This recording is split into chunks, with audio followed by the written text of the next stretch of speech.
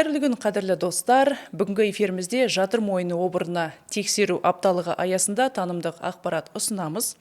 Осы жайында толығырақ білу үшін Астана қаласындағы нөмірі 7-ші емхананың акушер-гинекологы Әбдіхалық Гүлімхан Мырзабекқызымен әңгімелесетін боламыз. Сәлеметсіз бе? Алтын уақытыңызды бөліп, арнайы келгеніңізге көптен көп рахмет. Гүлімхан Мырзабекқызы, Қазақстанда жыл сайын 1800 әйелге онкологиялық ауруға жататын жатыр мойны ісігі диагнозы қойылады.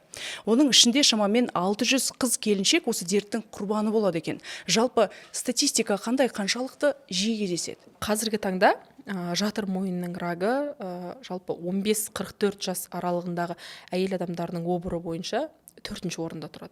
Және де ең жиі өлімге алып келетін себептердің бірі болып табылады.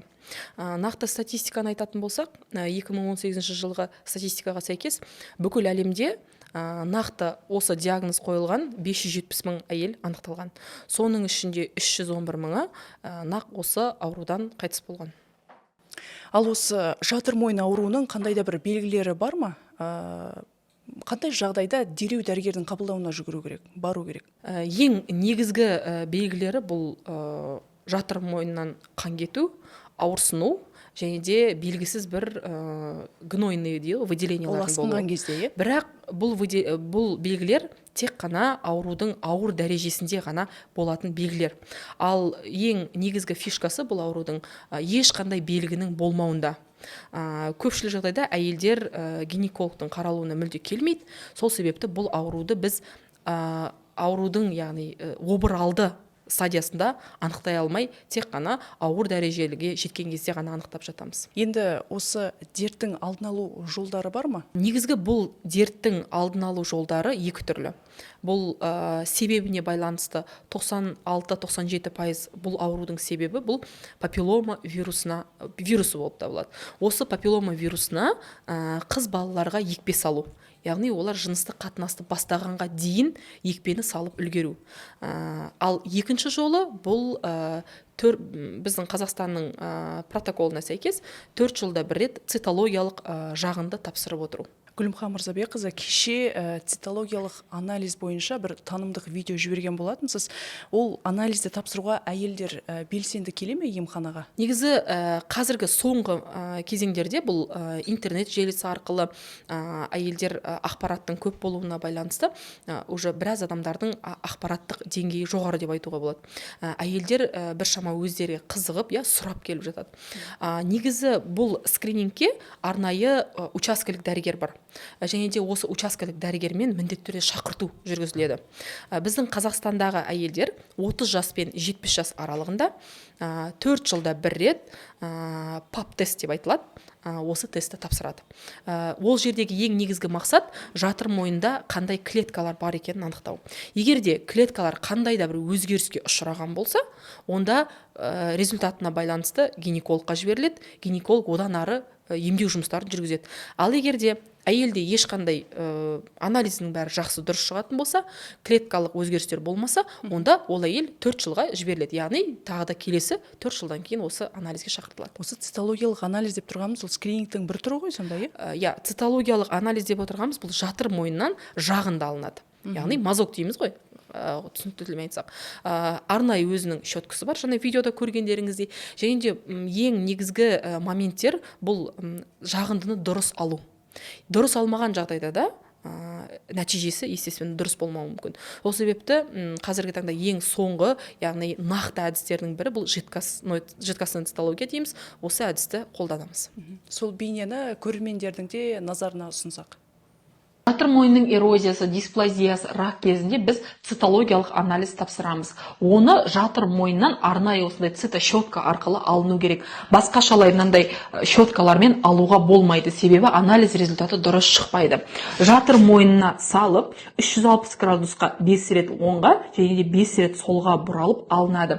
Егер де осындай сіздердің анализдеріңізді осындай арнайы стеклоға салатын болса, бұл традиционный пап тест деп айтылады. Ал екінші түрі бұл жидкостной, ең эффективті және де анализдің результаты дұрыс шығаратын әдіс.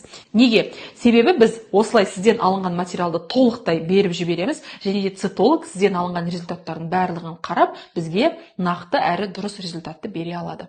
Әйел адамның гинекологтың тексеруіне тұрақты баруы өте маңызды. Ол еш жері ауырып, ешқандай жері мазаламаса да, дәрігердің гинекологтың қабылдауына барып тұру керек деп айтады, иә?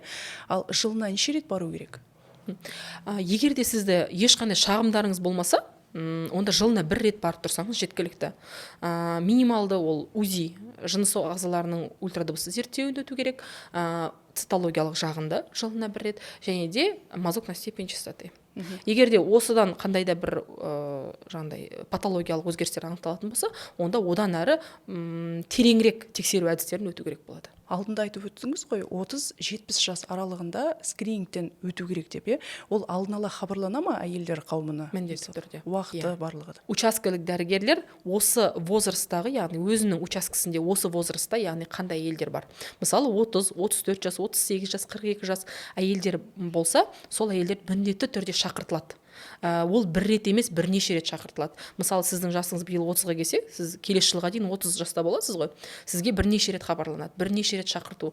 Яғни біз жылдың соңына шейін максималды түрде осы әйелдерді қамтуға тырысамыз. Бірақ өкінішке орай, көпшілік жағдайда әйелдер жұмысына байланысты, басқа қалаға кетіп қалуына, немесе кейде таппай жатамыз әйелдерді, өйткені тұрғылықты мекен жайын білесіздер, Астанада жиі ауыстырады.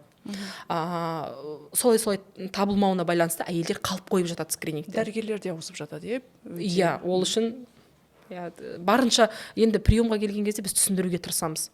Қаншалықты маңыздылығын, тапсырудың керектігін, міндетті түрде, мысалы, менің алдыма келген әйел жылына бір рет егер гинекологта болмаса, ол цитологиялық жағынсыз кетпейді. Мен міндетті түрде алам.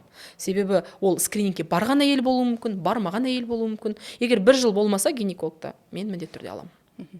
Негізі осы қатерлі дерт 45-50 жас аралығындағы әйелдерді анықталады екен, ал мүлдем, мысалы, үштігейлі бармайтын әйелдер бар, мысалы, скринингке жаңа айтып өттіңіз ғой, оларға не айтар едіңіз? Мүмкін олар сізді тыңдап отырған болар қазір. Енді әркімнің денсаулығы ол өз үшін ғана бағалы, өз үшін ғана керек. Жақындарына да керек. Өйткені сіздің денсаулығыңыз сізден басқа ешкімге керек жоқ. Ол дәрігерге де керек емес, туыстарыңызға да керек емес. Сол себепті кәмелет жасқа толған кез келген адам өз үшін жауапты болу керек, және денсаулығын бағалау керек. Өте дұрыс айтасыз. Түрлі ақпарат көздерінен қатерлі дерт жөнінде мектеп қабырғасында айтып түсіндірілу керек деп жатады. Мектепке барып осы ақпарат айтасыздар ма, әлде мектепте мұғалімдер түсіндіру керек пе осыны? Жоқ, мұғалімдер түсіндірмейді. Ол үшін бізде арнайы поликлиникада қарастырылған жастар орталығы, молодежный центр деп айтылады. Осы молодежный центрда жұмыс істейтін арнайы дәрігерлер бар. Ол дәрігерлер өзі жоспар бойынша әр мектептің, және де колледждер дейміз ғой, колледждер, университеттерде план, жоспар бойынша шақырту алады. Осыған байланысты сол графикпен барып арнайы лекциялар оқылады. Ол лекцияларда негізгі ең басты енді именно рак ауруы туралы айтылмаса да, негізгі кез келген аурудың алдын алу, ол салауатты өмір салтын ұстану, ерте жыныстық қатынасты бастаудың алдын алу, және де зиянды әдеттер, және де жыныс жолымен берілетін инфекциялар, отбасын жоспарлау деген тақырыптарда кең ауқымда лекциялар оқылып отырады. Нешінші сыныптан бастап сонда? 5-ші ме? Негізі бұндай лекциялар үлкен жоғары сыныптарға, 9, 10, 11 сыныптарға, және де колледждің студенттеріне көбірек оқылады. Елімізде биылдан бастап 11 жастағы қыздарға дәл осы жатыр мойны обырына қарсы екпе салуға шешім қабылданыпты. Неге 11 жастан, неге мысалы кәмелет жасқа толған жастарға салынбайды, қыздарға? Жалпы негізгі әлемдік практикада бұл вакцина 9 жастан бастап салынады. Бізде 11 жастан. Бізде 11 жастан. Ол неге олай? Себебі біз бұл вакцинаны қыз бала және де жігіт, половой дебют дейміз ғой, дебют. Ең алғашқы өзінің половой жыныстық өмірін бастағанға дейін салып үлгеруіміз керек. Себебі бір ғана қатынас әртүрлі вирусты жұқтыруға жеткілікті болады. Сол себепті бізде орта есеппен Қазақстанда жасөспірімдердің жыныстық қатынасты бастау жасы бұл 14-16 жас. Сол себепті бұл жалпы ортақ бір шешіммен қабылданған жас болып табылады. Яғни біз 11 жаста қыздарды салып үлгереміз жыныстық қатынасты бастағанға дейін. Сол себепті 11 жас. Қалыптасып үлгермеген организмге ол кері әсерін бермей ме, қандай да бір тексерілген бе бұл? Әрине. Жалпы бұл вакцина 2006 жылдан бастап әлемде қолданылады, практикада бар. Ең қалай жақсы зерттелген вакциналардың бірі деп айтуға болады. Қазіргі таңға дейін жалпы осы вакцинаның 270 миллион дозасы салынған. Ең алғашқы мемлекеттердің бірі бұл ақш-та салынып басталған. Және де неше түрлі өте жаңағыдай ауқымды зерттеу жұмыстарының нәтижесінде бұл вакцинаның безопасный дейді ғой, қауіпсіз екендігі анықталған, нақтыланған. Америкада, сосын өзге де елдер. Қазіргі таңда статистика бойынша ең аз кездесетін бұл Европа елдерінде.